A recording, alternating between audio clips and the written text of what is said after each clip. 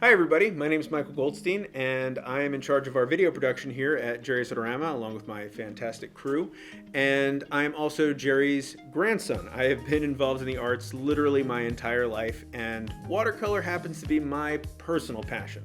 I use all art supplies, but there's just something about watercolor that keeps me coming back.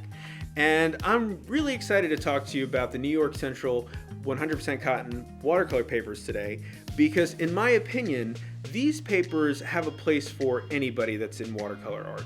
Whether you're just getting started, you've been painting as a hobby for years, or even as a professional artist, I think that there's a good place for this in just about any artist studio. So let's go through some of the things that makes this paper so interesting and why I would say that watercolor paper of all things is unique and interesting. The first thing that I want to talk to you about is the fact that this is a mold made paper. Okay, this is made on cylinder molds. It is made with 100% cotton. There's no pulp in it. It's acid free. It's internally sized. All the things that you would expect with any other mold made paper.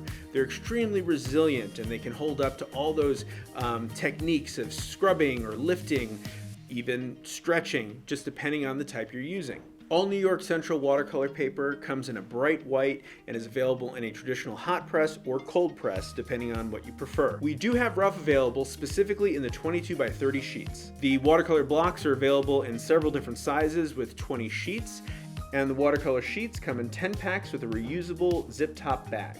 So when I say I was very excited about this for watercolor artists of all levels, really what I'm talking about is the ability to get somebody at any level to be able to use really the highest quality materials possible. Now, I've been doing watercolor for a long time, and as you can imagine, I have a good access to any art supply I want. But even for me, I felt like I wasn't ready, like I couldn't take that next step. As somebody that liked to paint in watercolor, I was using studio watercolor paper, machine-made watercolor paper, which is fine. I just didn't feel like I could take that next step to mold-made paper. Could I justify, it's a more expensive paper, it's more precious, and it made me kind of nervous. Now I feel like with the New York Central, because we're private labeling, selling it directly to you with no middleman, the price is a lot more affordable, and it can give anybody at all skill levels the opportunity to use a mold-made paper. We're talking about cylinder mold-made papers versus machine-made papers. Now, a machine-made paper, when they're putting the paper together, it's shaken in one direction to get the paper fibers interlocked. And that's, good. It makes a solid sheet of paper. However, mold-made papers are actually shaken in all directions, so they sort of interlock from all ways, so there's no grain.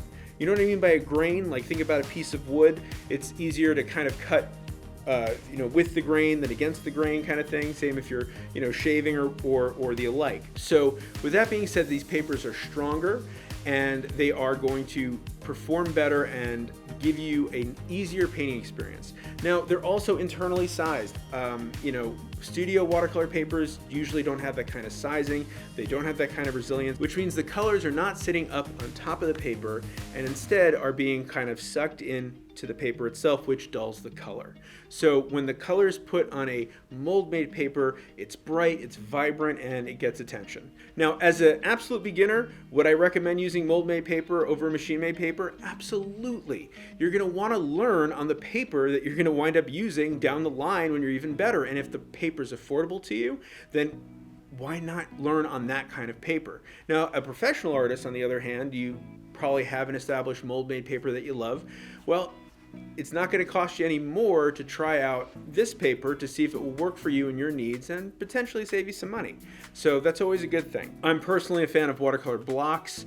Blocks are sealed on all sides except for one area on the blocks that we make for the New York Central. It's a 1-inch area in the very front bottom portion of it where you can, after the painting dries, then release it with a palette knife or some sort of thin knife to get the page up.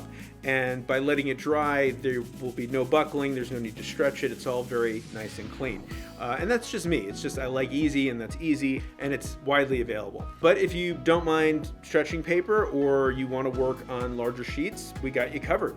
Everything from 5x7 up to 22x30. Traditional watercolor size sheets are available, and that's just your choice. And even if you're working on a sheet that's not in a block, comparing a sheet of watercolor paper that was machine made to a mold made paper, the mold made paper will give you a lot more resilience towards preventing buckling, because a swipe of wet color on a sheet of machine made paper, you might start to see that come up very quickly and get kind of wavy, where that mold made paper is going to hold its form much better. People are drawn to studio quality because it is less expensive, but we've really found, I think, a very good sweet spot with having a professional quality watercolor paper at a very reasonable price, especially compared to other mold-made papers in the market. So I hope you give them a try. They've really been a game changer for me. I hope they are for you as well.